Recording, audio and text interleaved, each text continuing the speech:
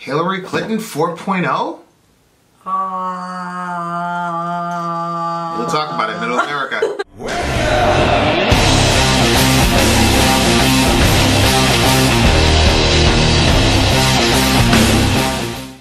I'm Vin. I'm Sori. This is Middle America. Okay, so as the trailer stated, the Wall Street Journal published an article, I believe today, among other articles that stated the following: get ready for Hillary Clinton 4.0. More than 30 years in the making, this new version of Mrs. Clinton, when she runs for the president in 2020, will come full circle, back to the universal healthcare promoting progressive firebrand of 1994. You can read that yourself, WSJ.com. Well, what's your thoughts on Hillary in 20... Now, look, Hillary Clinton herself, to my knowledge at this point, it is 9:42 Eastern Standard Time. So, Mrs. Clinton hasn't come out herself and said anything about running, to my knowledge. But if she did, what are your thoughts on that? Honestly, I think that she's delusional. I don't think that people want her. Nobody trusts her. And like, I think a lot of people that wanted to vote Democrat didn't because it was her as the option. Bernie Sanders, I think, would have done a heck of a lot better for their party. And I think it was a huge miss because I think that everybody has an understanding that not everybody is 100% truthful all the time. That people kind of like, you know what I mean? But at the same time, like, she's been caught so many times in like wild lies. Like, you know, we got one kid, he's always making these wild lies. And they're obvious. And she keeps getting caught in all of these wild lies, and I feel like that so many people are like, we can't trust her. And that's not gonna change from, you know, in a couple of years. I just think that. Oh, you mean the one where she was dodging fire when... I remember landing under sniper fire. We basically were told to run to our cars. Now that is what happened. After CBS News video showed what really happened when she landed and greeted officials, Senator Clinton maintained there were risks, but explained to the Philadelphia Daily News why she was seen on the Bosnian tarmac greeting a young child if it was really so dangerous. And then it shows the actual footage of her giving the flower and stuff like that. Like, there's just too many things like that it's like, yeah, okay, we're not okay with this. Like, nobody's okay with this. And I heard a lot of people saying that they just didn't trust her. They didn't like her as... I just don't like that. Mark Penn, I guess, was a former Clinton advisor.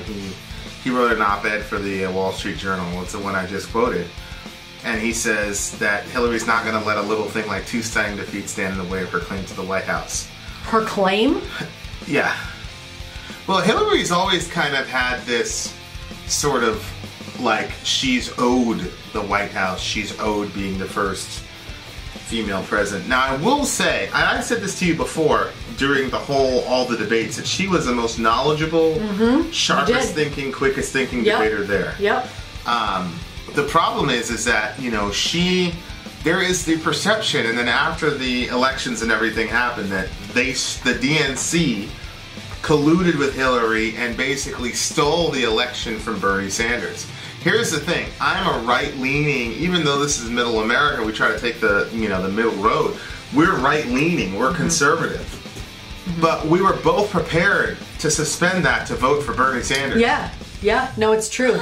It's true. When I saw that conversation that he had in the barbershop, I was like, oh wow, like, this is something different. Was what really, yep. And the other thing is that Bernie actually had some street cred because he actually was doing time. Right.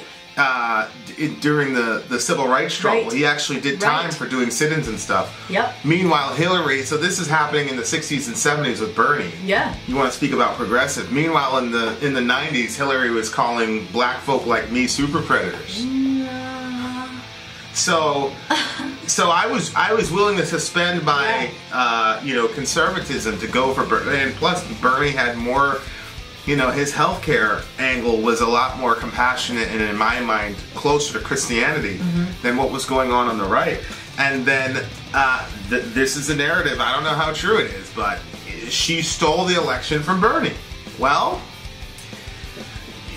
And so now they, you know, the entire party flipped on her.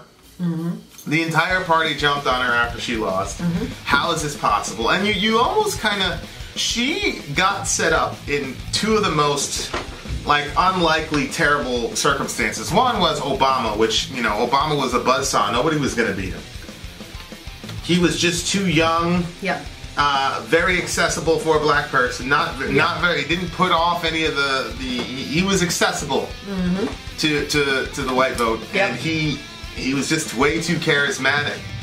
And she ran into a buzzsaw, and then she ran into Donald, which at the time there's a lot of, you know, distrust of the government, and she was the representative of the establishment. I know, and the thing is, like, when Trump, okay, so I don't watch all the stuff as much as you do, but from what I saw, when Trump was confronted on things that he did, like, he didn't lie about it.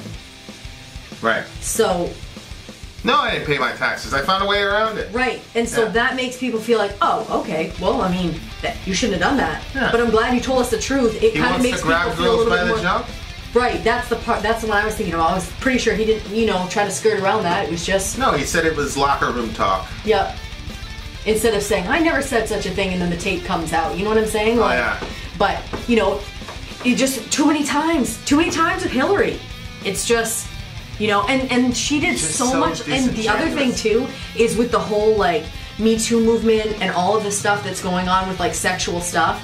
And when you see that what she did during the Clinton administration with her husband and all the stuff that she friggin' covered up and the stuff that she did to silence other women, that's not what we want. She's no champion. She's no champion.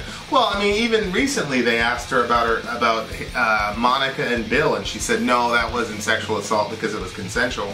Even though one of the aspects of the Me Too movement is consensual sexual relationships in the context of folks who have a completely imbalanced power relationship. Right.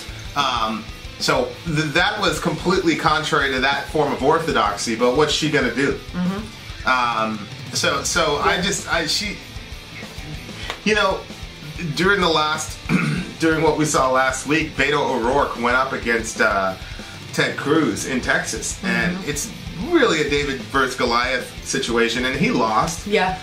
But he didn't lose as bad as he should have lost for going up against Ted Cruz, and so a lot of people were saying, man, Beto might be. So now what's going to have to happen is Beto going to have to fight Hillary? Because even though Hillary's not going to win, I don't think she has enough loyalists who are still smarting from that defeat, because I guess people were saying it was a humiliating defeat. I mean, I don't know. I mean, you won the popular vote. I still don't understand that whole dynamic of it. It makes sense to me.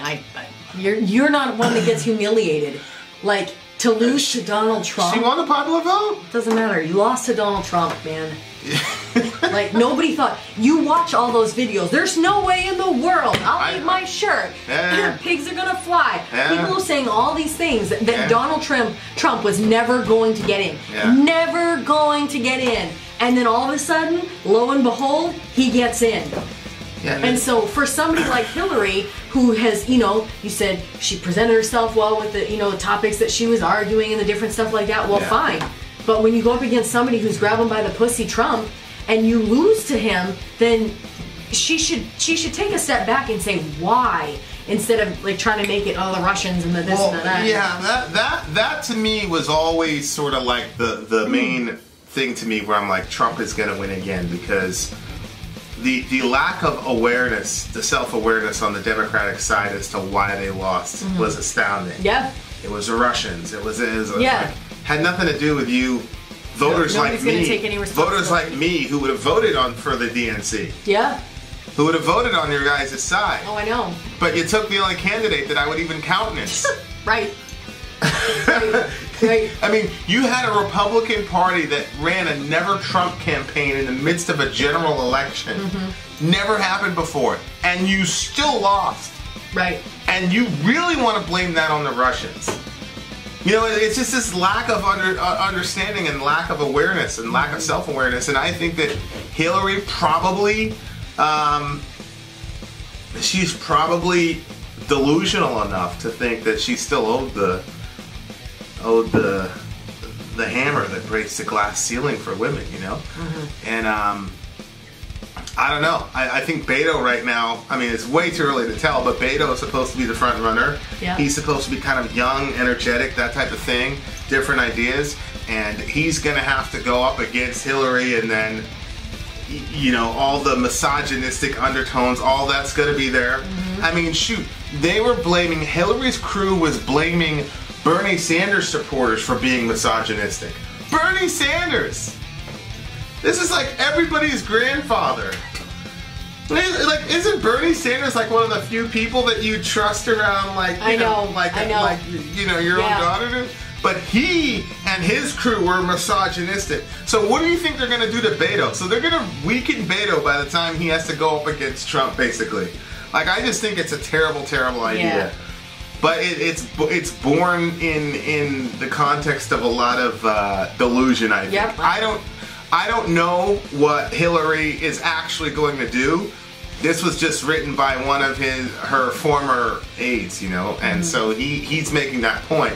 And I don't know if this is like him, maybe he's got an axe to grind against her, and so he wants to embarrass her more publicly. Because now what happened is, in the wake of that, CNN, which is a left-leaning, CNN does not carry the middle America philosophy at all. Right, no. So neither does Fox. Neither does Fox, but, you know, we're talking about CNN. Even CNN posted an article today that basically said why Hillary will not work. So they're already like saying, no, we're not going to get your back here, Hillary. Maybe they saw what happened with Bernie and they said, we'd have Bernie right now, not Trump, if it wasn't for all that went on there.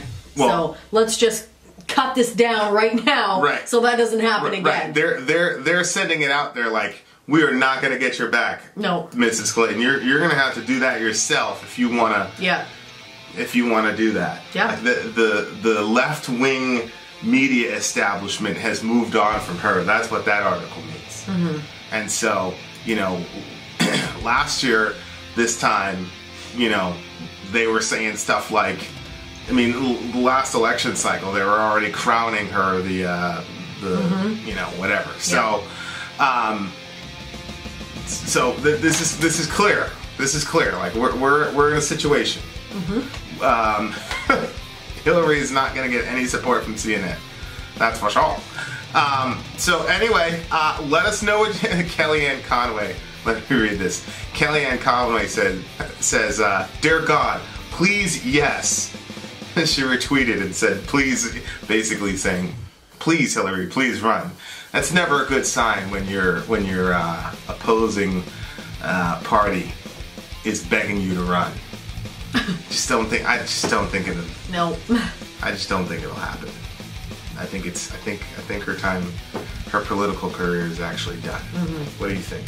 I think, yeah. Comment down below. Let us know what you think. We're going to be having a fireside pretty soon where we can all get together and talk about these things. Vin and Sori, Middle America. We are the media. Love your neighbor. Take care of each other, guys. Vin out. Sori out. Gone.